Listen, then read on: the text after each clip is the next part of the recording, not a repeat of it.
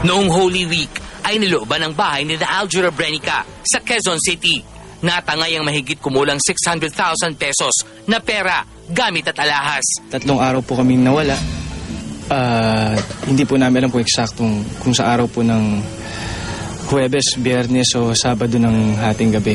Sa investigasyon po kasi marami po pong suspect. Pero siyempre, lahat naman suspect. Tapos may mga suspect din po sa labas at sa mga dati pong katrabador. Hindi pa po sigurado dahil nasa proseso pa rin po ng ano. Dahil sa nangyaring nakawan, may balak na ba si Aljur na lumipat sa bago niyang pinatayong bahay? Well lang po sa akin eh. Ang importante, ligtas po kami. Wag po sila mabahala, ligtas po kami lahat. Ang inaalala ko lang po kasi yung kapatid kong babae na trauma. Kaya hanggat maaari, kung ako po tatanungin, gusto ko po sana na matapos na kagad yung... Minamadali na rin po namin yung pagpaparenovate ng bahay para makalipat na po kami. Naipakita na ba ni Aljur sa girlfriend niyang si Kylie Padilla ang bago niyang bahay?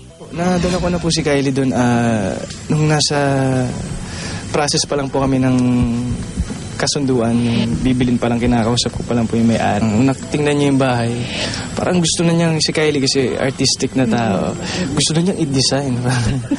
Gusto niya ganito. Sa kwarto, yung gano'n. So nakakatawa. Suggestions sa agad. Marami po siyang suggestions. Samantala, madalas daw na nag-aaway ngayon sina Aljur at Kylie dahil very close ngayon si Kylie sa kaparehan nito sa drama series na unforgettable na si Mark Heras.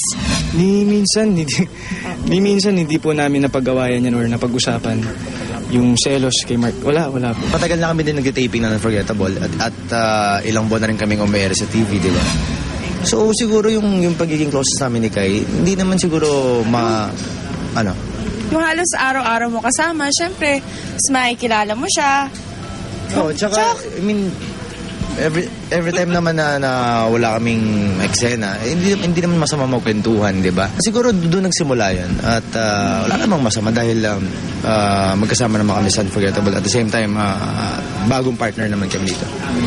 Pero balitang may nakakita daw kina Mark at Kylie na nagde-date. Mukha ko lang yon. Baka ako din. Hindi, siguro kung may nakakita man sa amin, siguro isa to sa mga taping namin dito sa Tagaytay. Baka po sa set, nakita po yon. Kung lumabas man sila, wala naman pong problema sa akin. Alam ko naman na may trabaho sila, may proyekto po silang ginagawa ngayon. At kaibigan ko po si Mark and kilala ko po si Kylie. Masasabi ba ni Aljur na maayos pa rin ang relasyon nila ni Kylie? Maayos po kami, masaya po.